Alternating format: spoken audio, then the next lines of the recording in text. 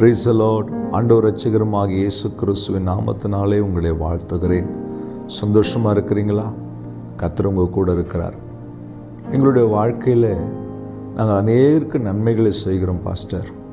எங்களால் முடிந்த உதவிகளை செய்கிறோம். எங்களை தேடி வருகிறவர்களுக்கு எங்களால் ஆன எல்லா காரியங்களும் செய்கிறோம். ஆனால் எங்களிடத்தில் நன்மைகளை பெற்றுக்கொண்டவர்களே எங்களுக்கு எதிராக எழும்பி நிற்கிறார்கள், எங்களை தூஷிக்கிறார்கள், எங்களை அவமானப்படுத்துகிறார்கள். ரொம்ப வேதனையாக இருக்குது, என்ன செய்யறதுன்னு தெரியலன்னு நீங்கள் கலங்குறீங்களா? இன்னைக்கு கர்த்தர் உங்க கூட பேச விரும்புகிறார். கலாத்தியர் 6ஆம் அதிகாரம் 9ஆம் வசனம், நன்மை செய்கிறதில் சோர்ந்து போகாமல் இருப்போமாக, நாம் தளர்ந்து போகாதிருந்தால் ஏற்ற காலத்திலே அறுப்போம். நன்மை செய்யும்பொழுது சோர்வுகள் வரும். நம்ம யாருக்கு நன்மை செய்கிறோமோ அந்த மனிதனே அந்த மனுஷியே நமக்கு விரோதமாக எழும்பி நிற்பாங்க. இதெல்லாம் கிறிஸ்தவ வாழ்க்கையில் ஆண்டோடைய பிள்ளைகளுக்கு நடக்கும். சோர்ந்து போகாதீங்க. அவர்களுடைய சுவாபத்தை அவர்கள் காட்டுகிறார்கள், நம்முடைய சுவாபத்தை நாம் காட்ட வேண்டும்.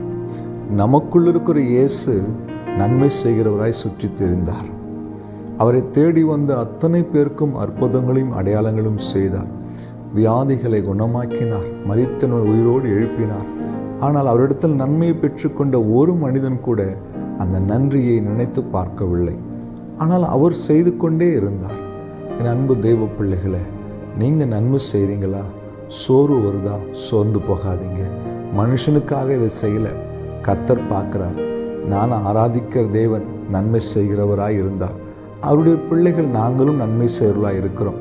ஒருவேளை எங்களை பார்க்கிறவர்கள் ஏமாளிகள் என்று சொல்லலாம், பிழைக்க தெரியாதவன் என்று சொல்லலாம், வேறு என்ன பெயர் வேணாலும் வைக்கலாம்.